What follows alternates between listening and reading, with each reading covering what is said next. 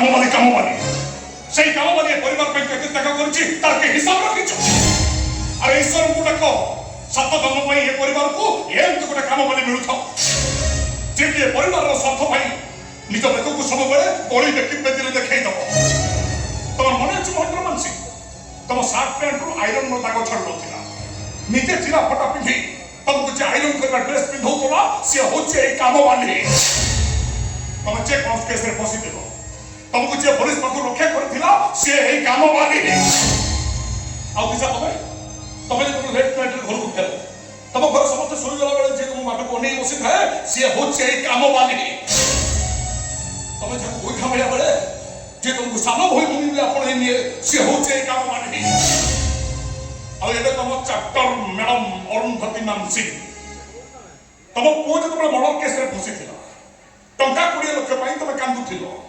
ସେତେବେଳେ ଟଙ୍କା 20 ଲକ୍ଷ ବଦଳରେ ଯେ ବିଷ ପିଇ ଦେଇଥିଲା ସିଏ ହଉଛି ଏଇ କାମବାଲି ଆରେ ସେଇ ପରିବାର ପାଇଁ ଯେତିକି ତ୍ୟାଗ କରିଛି ତମେ ସବୁଟା ଗୋଡ଼ ତଳେ ପଡ଼ିବା କଥା ତା ଲୋକ ତାକୁ ଘୃଣା କରୁଛ ହଁ ତମେ ଜାଣିଛ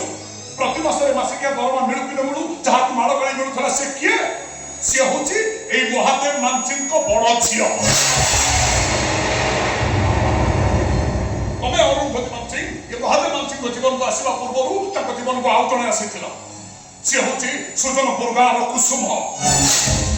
ଏ ହେନା ସେ କୁସୁମର ଝିଅ ଚୁପ ହେଇଛ କାହିଁକି ଚୁପ ହେଇଯିବି ଲାଜ ଲାଗୁଛି ନିଜ ଝିଅକୁ କାମବାଲି କରି ରଖିଛ ଲଜ୍ଜା ଲାଗୁନି ତମକୁ ଆରେ ଯୋଉ ଲୋକ ନିଜ ସ୍ତ୍ରୀ ଛୁଆଙ୍କ ଭୟରେ ନିଜ ଝିଅକୁ କାମବାଲି କରି ରଖେ ତାକୁ ବାପ ବୋଲି ଡାକିବାକୁ ମତେ ଘୃଣା ଲାଗୁଛି କଣ କହିଲ ତାକୁ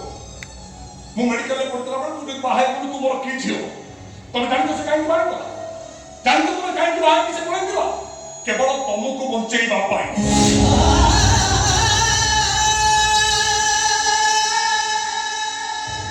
ତମ ବ୍ରେନ ଅପରେସନ ପାଇଁ ଯେତେବେଳେ 10 ଲକ୍ଷ ଟଙ୍କା ଦରକାର ପଡ଼ିଲା ତମ ଘର ଲୋକ କେହି ସାମ୍ନାକୁ ଆସିଲେନି ଯୋଉ କାମବାଲି 10 ଲକ୍ଷ ଟଙ୍କା ବଦଳରେ ସବୁ କିଛି ଜାଣି ଶୁଣି ଗୋଟେ ଥାଲସେମିଆ ପେସେଣ୍ଟକୁ ବାହା ହେଇ କରିଥିଲା ତମେ ତାକୁ ଘୃଣା କରୁଛ କଣ କହିଲ କୁକୁରକୁ ପିଟିଲା ଭଳିଆ ପିଟିବ ଏତେ ସାହସ ପିଟିବ ତାକୁ ତମେ ଆରେ ଏତେ ତ୍ୟାଗ କଲା ପରେ ତମେ କିନ୍ତୁ ସେଇ ବଡ ବାବୁ ହେଇ ରହିଗଲ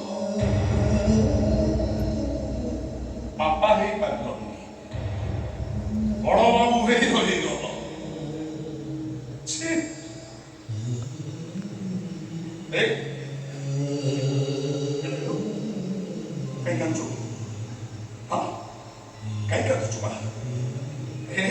ନିଜର ଲୋକ ନାହାନ୍ତି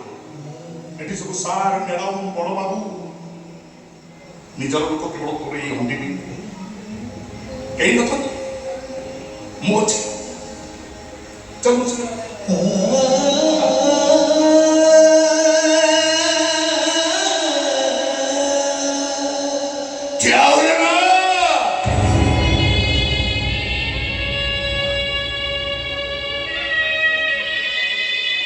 ପରିଶ୍ରମିକା ହାଟରେ ତୁ ମୋ ପାଇଁ ବିକ୍ରି ହେଇଥିଲୁ